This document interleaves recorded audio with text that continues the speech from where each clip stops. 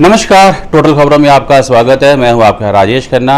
आज हम आपको एक ऐसी महिला से मिलाने जा रहे हैं जो कि अभी हाल फिलहाल में ही जो है कि फेस्टिवल ऑफ कैलेंस में जो है कि होके आए हैं और उन्होंने जो है कि भारत का नाम रोशन किया है और एक बार ही नहीं, दो बार ही नहीं, इन्होंने तीसरा मौका लिया है।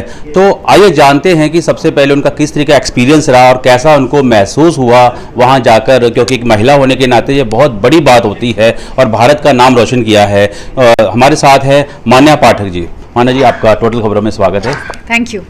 मान्या जी, सबसे पहले हम जानना चाहेंगे कि आप वो होके आए हैं फेस्टिवल कैनस में, तो थोड़ा अपना एक्सपीरियंस आप शेयर करेंगे, किस तरीके का अनुभव रहा, क्योंकि आप एक बिजनेस लेडी अपने जो है कि बताया आपने।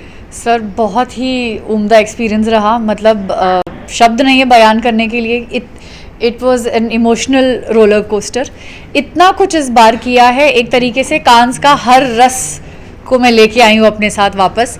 कांस में फिल्म फेस्टिवल के माध्यम से बहुत सारी मूवीज़ का प्रचार होता है, वहाँ पे स्क्रीनिंग होती है। इसके अलावा कई नेटवर्किंग इवेंट्स एंड कई एसोसिएटिव इवेंट्स होते हैं।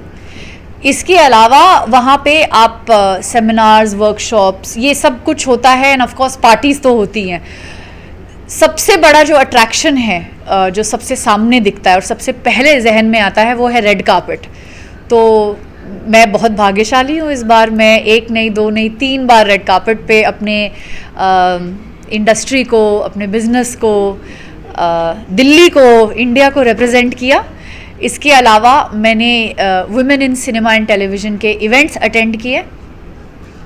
इसके अलावा अपनी मूवी का पोस्टर लॉन्च किया।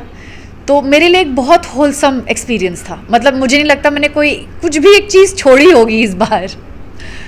अच्छा, आपने बताया कि रेड कार्पेट आप चली, तो क्या आपको, जैसे कि आपका एक बारी, दो बारी, 3 बारी, तो कभी आपको कोई घबराहट महसूस हुई हो? तो किसका इसके कामयाबी के विषय आप राज, मतलब किसको श्रेय देना चाहेंगे आप?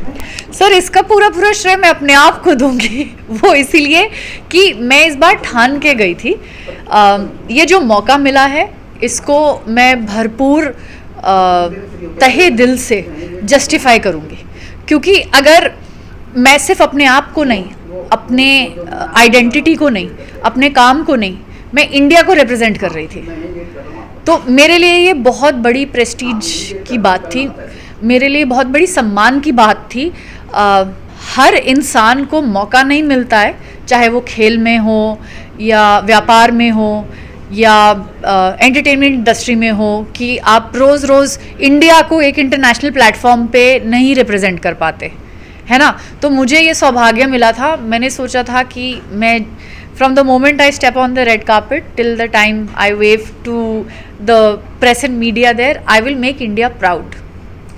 आपकी कोई आने वाली फिल्म, कोई अगर आप उसके बारे में शेयर करना चाहें, और पिछला आपका किस तरह का एक्सपीरियंस फिल्मों का, वो थोड़ा जानना बताएं। सर, पिछली मेरी मूवी थी प्रत्यंतर, जिसका जर्नी कांस से स्टार्ट हुआ था और उसको काफ़ी क्रिटिकल फेम एंड अक्लेम मिला। तो आई थिंक कांस मेरे लिए लकी है। इसीलिए जो मेरी दूसरी मूवी है उसकी भी लॉन्च मैंने कांस में की and I am very hopeful, because हम काफ़ी लोगों से मिले, लोगों को काफ़ी दिलचस्प कॉन्सेप्ट लग रहा है ये, स्पेशली आज की जनरेशन के ऊपर है and it's a crime drama. I am playing a cop. I am very happy to do that and I really wish that जितना मज़ा हम लोग को आ रहा है, जितने प्यार से हमने ये बनाया है, उतना प्यार ऑडियंस इस मूवी को दे। फिल्म का नाम नहीं शेयर किया आपने, फिल्म का नाम क्या है? सर, वो एक सस्पेंस है, क्योंकि ये एक सस्पेंस मूवी है। समय आने पे सर सारी डिटेल्स शेयर करेंगे। अच्छा, ऐसी और भी बहुत सारी महिलाएं हैं जो कि इस तरह से कांस में चलना चाहती है, तो उनके लिए आप क्या मैसेज देना चाहेंगे आप? सर, मुझे ये लगता है कि अगर आप सपना देखते हैं और उसको पूरा करने का जुनून है, जज्बा है, पेशेंस है एंड मोस्ट इम्पॉर्टेंटली जिसको कहते हैं ना, जहाँ चाह वहाँ राह। मुझे 2 साल पहले किसी ने नहीं बताया था कि कैसे जाना है। मैंने खुद ही एफर्ट्स लगा के इसके बारे में जानकारी प्राप्त करके अपनी पिक्चर को ले गई और इस बार तो I was a part of festival दो कांस।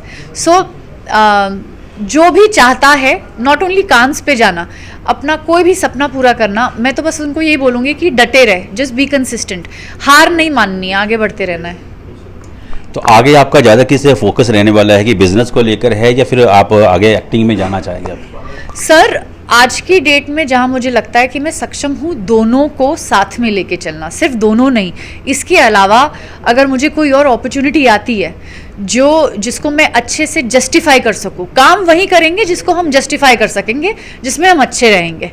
हम सिर्फ लोगों को दिखाने के लिए काम नहीं करते, हमारा काम बोलता है। तो इसके अलावा भी अगर मुझे कोई अपॉर्चुनिटी मिलेगी, I will not stop, I will go for it. Bollywood में अगर आपको और काम करने का मौका मिले तो किस एक्टर के साथ आप काम करना चाहेंगे, अगर आप उनके बारे में थोड़ा बताएं। Sir, I am a big fan of Rajkummar Rao. वो मुझे बहुत ज़मीन से जुड़े लोगों के एक्टर लगते हैं। एक राजकुमार राव और दूसरे हैं विक्की कौशल। मुझे ऐसा लगता है कि विक्की कौशल ने भी स्पेशली जो उन्होंने सैम बहादुर में रोल किया है, उरी में जो रोल किया है, सो वो एकदम अंदर डीप तक चले जाते हैं कैरेक्टर के। जब आप एक इंसान को भूल के उसका कैरेक्टर को अप्रिशिएट करने लगते हैं, मतलब उस एक्टर ने काम बहुत अच्छा किया है। तो ये थे हमारे साथ मान्या पाठक जी, और इन्होंने जो है कि कानस में जो भारत का नाम रोशन किया है और तीसरी बार जो है कि रेड कार्पेट पर चले, बहुत बड़ी बात है। हम इनके आगे और अच्छे भविष्य के लिए कामना करते हैं।